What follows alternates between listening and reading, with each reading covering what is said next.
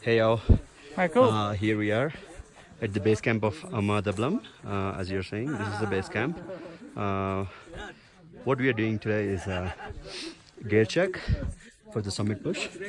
We are planning on heading to high camp, camp 1, camp 2, camp 3 and top of the Ama Dablam. So the idea is we carry everything from here. It's a one single shot push.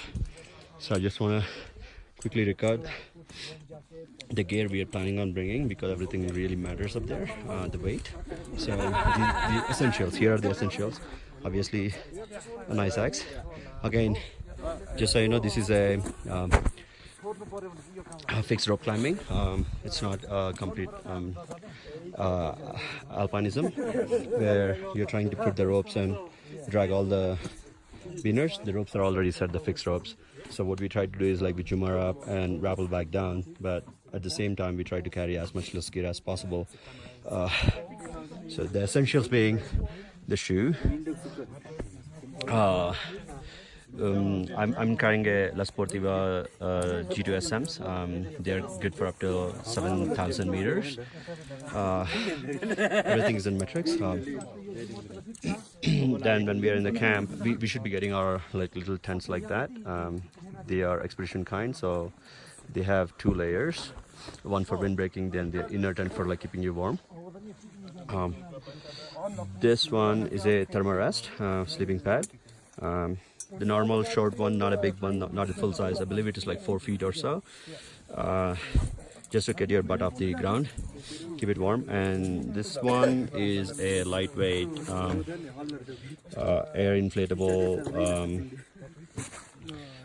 thermarest, any sleeping pad, air inflatable, just lightweight. For my lowers, I would be having inner thermals, wool, and on top of that I'm carrying this down. This is super light down, but probably I may have to like double it up. So I was planning on getting 2 thermals and down, followed by my soft shell pants, which is like a mammoth, which is like hanging in right here in my tent. There's nothing fancy. It's I've tested it on other peaks. It's been pretty good with blocking the wind. And it's been pretty stretchy. I kind of like it, the fit and everything. It's very relaxed. Then on top of that, if I need, I'll be wearing this hard shell rain pants. They're pretty windbreakers and also waterproof from REI. Then coming down to, of course, there is crampons to go with the shoe. And because it's a fixed rope, we already have our harness all like racked up. There aren't very much. There's not additional rack.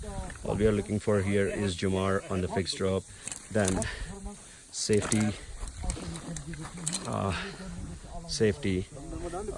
my anchors for jumar are quite small at the moment because I would have to manipulate them while wearing mittens or thick gloves.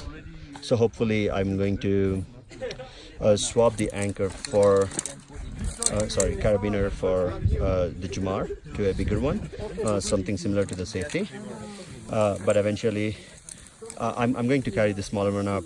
The assumption is when I'm coming rappelling back down, I don't need to have a big I don't need to use jumar, so I'm going to swap this with the jumar carabiner. And there is just a backup prusik, auto lock for rappelling, and a sling just in case. And I have a prusik 8 meter long. I believe this was 6 mm or 7 mm, just in case for unexpected circumstances. So moving on to the next one, I tried to go with the small backpack. I was at other peak earlier. I was using this big backpack. The problem is, you see these big waist belts. They come in between you trying to reach out to access your like carabiners and stuff on your harness. So I would recommend Not to bring that? Yes, of course. We have to take the Celtics jersey, so this has to be here. I forgot the most important stuff. Then here are the Glacial Sunglasses, just in case. I'm gonna have it here.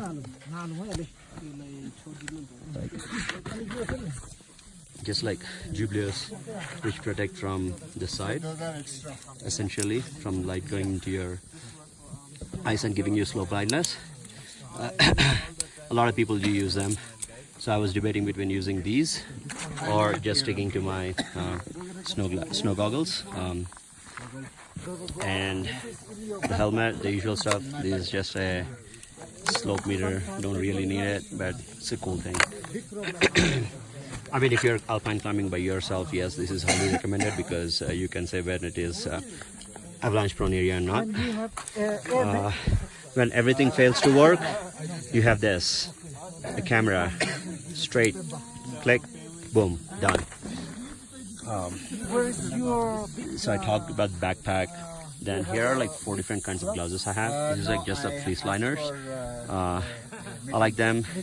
They've been proven to work very well.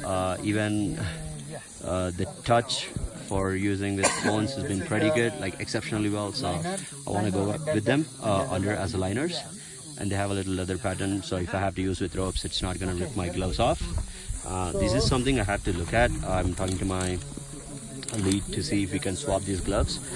This is something I was planning on using while with the Jumar, but these are like way too thin. I thought I would use with this black diamond gloves, but still it's going to be super cold up there, and we'll be doing a lot of like Jumaring late at night, so I think I don't want to do that. Then here are mittens in deep moments where I really need to warm up my hands, and I would be putting them inside my jacket to keep them warm. Then I have a windbreaker followed by baklava, or no, I don't know what it is, balaklava or whatever that is called. Then I have 2 pairs of socks because we'll be staying up there in the mountain for like 3 or 4 days. So I figured I'm going to carry in 2 pairs, but not too much, so one can be dried up while I'm using the other ones. It does get pretty sweaty inside from my previous experiences, so I figured to just carry them. And here goes just cutlery and a small aluminium to heat it up, my food or anything, probably couscous or maybe not couscous, and some essential bars to push me through the summit day, last minute stuff. Light, this has been proven to work very well. It just takes 3 AAA batteries, and it's good. It works me around the camp. I've tested on Labuche. It worked pretty well in Himalayas, so I would totally recommend it. And don't forget to carry your SPF and some hygiene stuff, just hand sanitizer and heat pads last minute if you need to warm your hands when you take it out, some heat pads and an emergency blanket, followed by a pee bottle. Do not forget this, because it's going to be cold at night, really cold at night, and you don't want to get out of your tent. There's no embarrassment in peeing in a bottle. And thermos. This is essentially carrying my water and whatnot. And coming to the top layers, I'll be wearing a wool inner. I decided to go with like layering because I feel comfortable taking off layers and putting them on rather than having like really thick puffy jacket. And but again, this is Himalayas. I have not tested. Everyone has a puffy jacket, but I'm trusting in what I'm carrying. Worst case, I don't know what the back is, but I hope I have everything in me. I have a base wool layer, then on top of that I do a mid layer, synthetic down, just it extracts the sweat and dries it off. Then after that I have this 650 fill down jacket. It's not heavy fill, but it still kept me warm up to 5,800 meters. So this Ama Dablam is another 1,000 meters, so I have to see how it works. Just in case, I have this fleece, like a North Face one. I've been using this for a long time. I would gonna use it between my mid layer, or probably under my mid layer, on top of the wool base. Then I have this Arc'teryx Gore-Tex shell that I stole at a very good price. I mean, I can't say stole, but it's a good steal from REI on a garage sale. A lot of my equipment has been like acquired in garage sale or through a climbing grant from MIT, outdoor grant. Oh, thanks MIT, my talk. And then I have just a backup of this Patagonia rain shell, just in case if I don't use it, if someone needs it, they can actually use it, so it's there. So pretty much this is about my gear. If I forget something, I'll just put it in the notes. Bye.